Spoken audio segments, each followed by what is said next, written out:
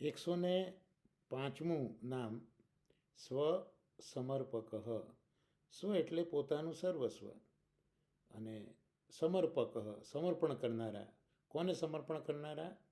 તો શ્રી ઠાકોરજીને. એટલે ગુસાઈજીએ પોતાનું સર્વસ્વ શ્રી ઠાકોરજીને સમર્પિત કર્યું છે. એટલે સર્વસ્વમાં પોતાનો આત્મા, દેહ, ધન, આ બધું જ ઠાકોરજીને ગુસાઈજીએ સમર્પિત કર્યું છે. અને એટલું જ નહીં, આના લીધે એમના ઉપદેશથી એમના શરણે જે સેવકો આવ્યા છે એ પણ પોતાનું સર્વસ્વ ઠાકોરજીને સમર્પિત કરે છે.